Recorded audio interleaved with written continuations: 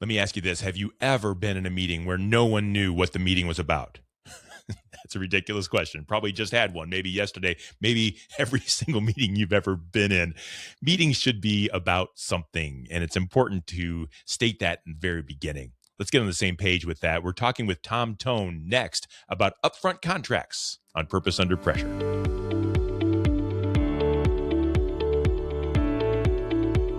Well, welcome back. My name's Bryan. This is Purpose Under Pressure. It's a podcast about developing sales and leadership success on purpose and under pressure. It's brought to you by the professional sales and leadership training team at Sandler by the Ruby Group. You'll find them in Akron and Columbus, Ohio. They're in Jacksonville, Florida. They're in Capital Region, New York. They serve businesses all across the country. I think international businesses as well. So wherever you are, they can be as well. They do their work on purpose so that you and your team can represent that way. If you think of your salespeople, if you think of your leaders out in public, out making deals, creating relationships, you want them to do that in a way that you're proud of, in a way that you design, in a way that you kind of anticipate that they will. That takes practice, that takes purpose. And those are the kind of things that Sandler by the Ruby Group can help you with.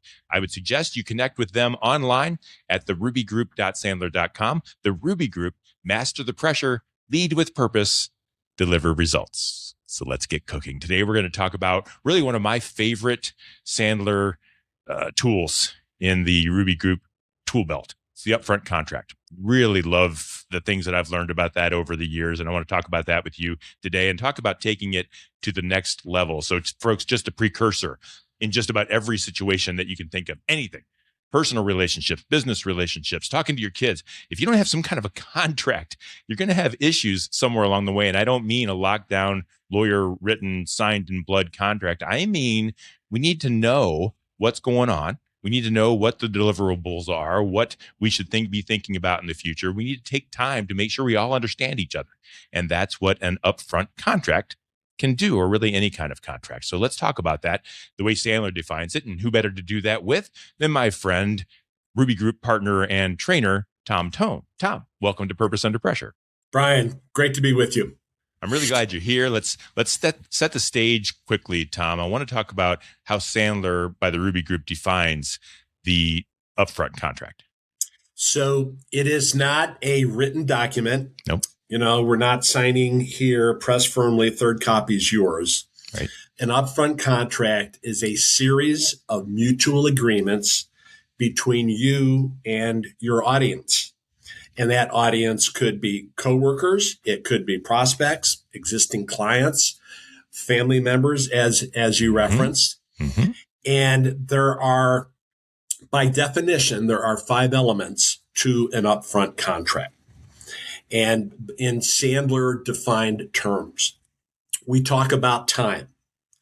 How much time do we have for this conversation, this meeting? Start time, end time. What is the purpose? Why are we here? We typically find that most everyone in their life have been in some kind of a meeting where they weren't sure why they were there, how long it was going to last. Why is he here? Why is she there? Who's running? Where are we going? And so it's designed to make sure there are no surprises. The last 3 elements are, there are 2 agendas. Yours, I want to know what's on your list for us to talk about today to ensure it's a good use of your and my time. Also, I have an agenda.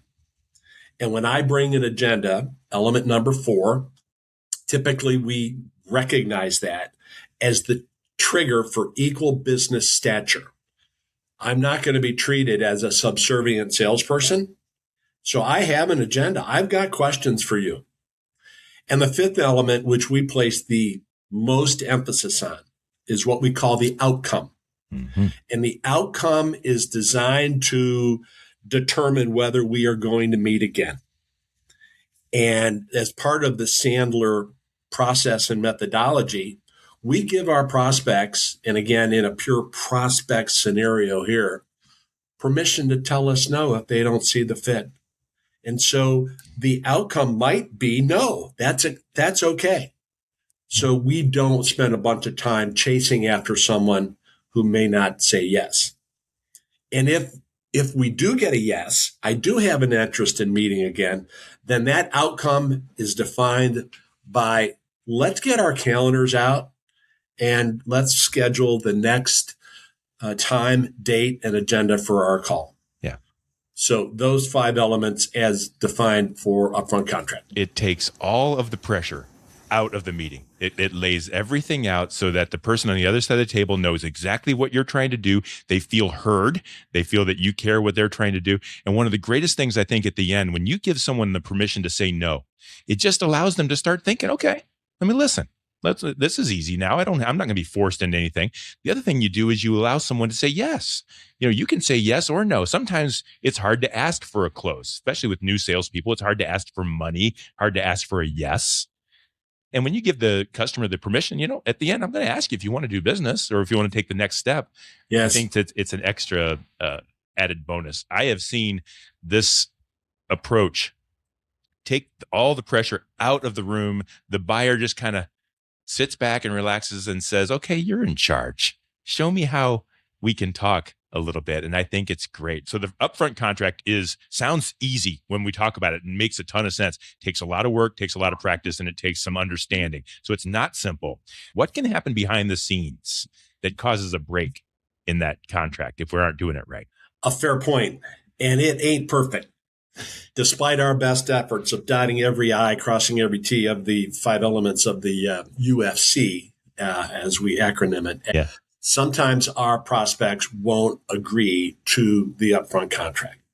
And again, staying in a prospect mindset here in terms of developing new business and opportunities for new conversations. We just have to do what we can and what's in our control to make sure that it's going to be a good use of our time. And back to this equal business stature thing in terms of my value proposition. And my time is just as valuable as yours. I'm not going to be treated like a subservient salesperson. And so the beauty of the upfront contract is that it's designed to give us control in a respectful way. It also is designed to give us credibility and an opportunity just to have a meaningful conversation. But at the end of the day, we want, it's not like we're arm wrestling for control, but in a respectful and mutually agreeable way, we're just going to have a conversation about whether or not we should keep talking. But I'm also, the time element, just to emphasize that, I want to protect my time and respect yours. And by protecting mine, I'm setting clearly defined terms of how long we're going to meet. So we don't end up getting into a conversation with a high I on the disc. It's got nothing better to do.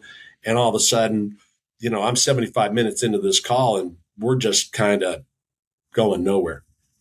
So what do you do when you're doing that? You set the upfront contract, the customer on the other end nods his head and everything sounds fine. You're going through and all of a sudden you realize, wait, things aren't clicking. That's not what we talked about. That's not what we agreed to. The time is going over, right?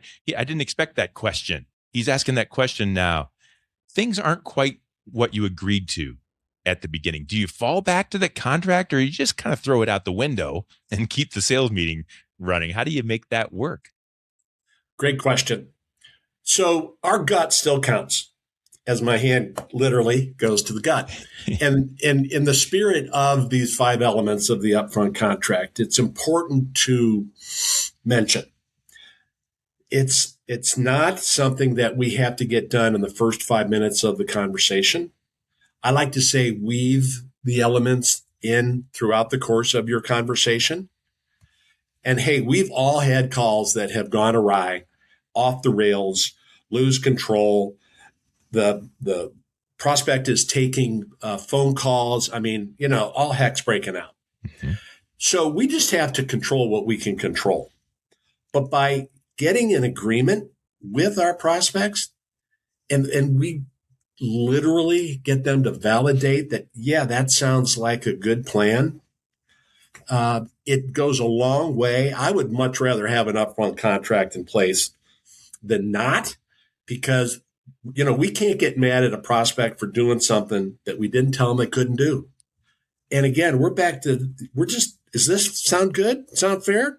What's on? And it's literally a conversational technique of Sandler that is designed to bring clarity to our meetings.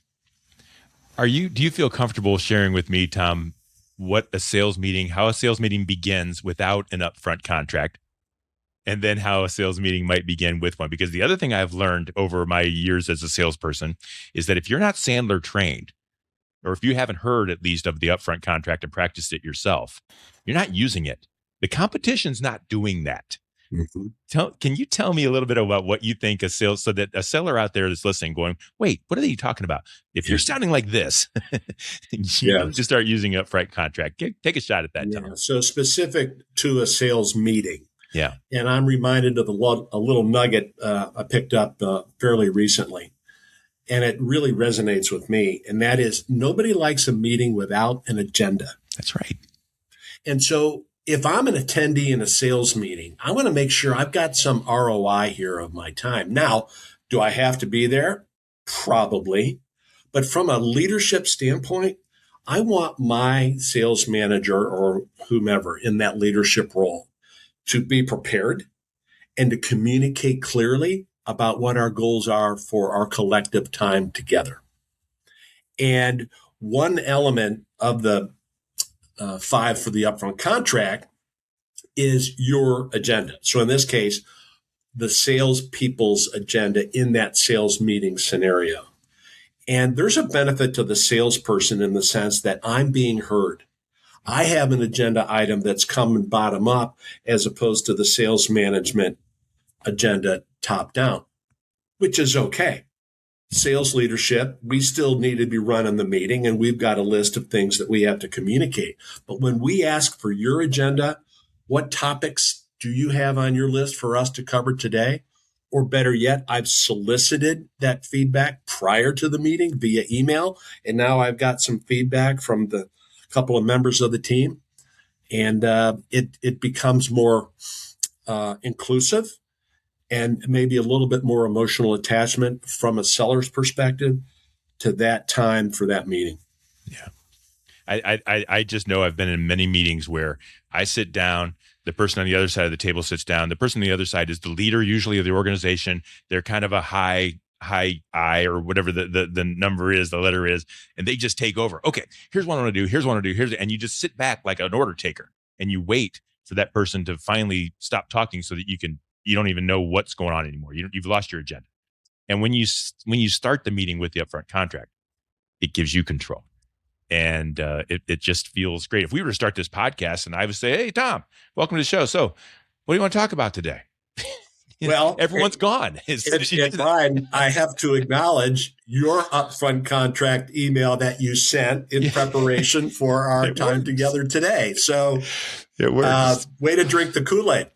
I do believe in the upfront contract. Very quickly as we wrap up, there's a lot of sellers that are in longer processes, more dynamic sales. Some sales don't close for 5 or 6 years, multi-million-dollar, billion-dollar sales. Sure. When you set an upfront contract and things change along the way, do you go back to that original? Do you reset? Do you ever bring it up again? Or is it just doing your best? How does that work in a longer cycle? Great question. We absolutely reset. And I'm reminded of one of the Sandler rules, and it sounds like, when's a good time to do an upfront contract? And the response is each time and every time. Yeah. We can do an upfront contract at the end of our meeting. We want to just set clearly defined expectations about what's going to happen next. There's no question about what's going on here.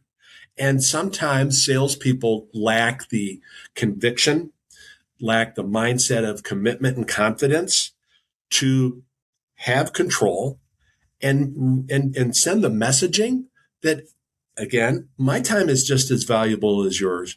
And we're going to run a sales call that ideally will be mutually beneficial. Again, if no is the truth, then I'm glad I got there sooner than later. And if we're going to keep having this conversation, let's get our calendars out and get something on the books and decide what and when we talk about next. It's an amazing tool. It's my favorite tool. I said in the very beginning, and I think Tom, if someone needed to know more about this, and I think they should. Before I even say that, this show is not meant to be a Sandler by the Ruby Group commercial, but I just truly believe in this tool. Of all the things that I've learned from the Ruby Group and in sales in general over my long career, this just makes sense, and I think people should learn more about it. And Tom, can you help them? Should they reach out to you, or their tools online? How can they learn a little bit more about this tool, or even can they reach out to you? How does that work? So the upfront contract is, as you referenced, a very well-established technique from Sandler. It has been around for a really long time. It is an easy online search. And of course, to go to the rubygroup.sandler.com, there's all sorts of upfront contract content there as well, contract content. And we at the Ruby Group are here. We just let us know. We have a very easy process on the website if you'd like to learn more. And I think you should. Reach out to Tom or reach out to the folks. You find Tom on LinkedIn. And of course, you can find the folks at Ruby Group at therubygroup.sandler.com. Tom, as always, thank you very much for shedding some light on this very important tool that'll really make sellers better. Thank you. And also want to acknowledge great job of managing our time for this call. You got it. I got you out at the same time I told you I would, didn't I? You got it, man. Thank you. You got it. Folks, thank you for being here, and thanks you for listening. Thanks for watching. Don't forget to like us or follow us or subscribe or tell a friend. We air new episodes multiple times a week, and I don't want you to miss any of them. And if you like it, you'll be able to let other people know that this show is here as well. So thank you for doing that. You'll find all past episodes of Purpose Under Pressure at bryanmediastrategies.com/podcast and wherever you stream your favorite shows. It's brought to you by the Ruby Group. Master the pressure, lead with purpose, deliver results. Until next time, no matter how high the pressure gets, stay on purpose.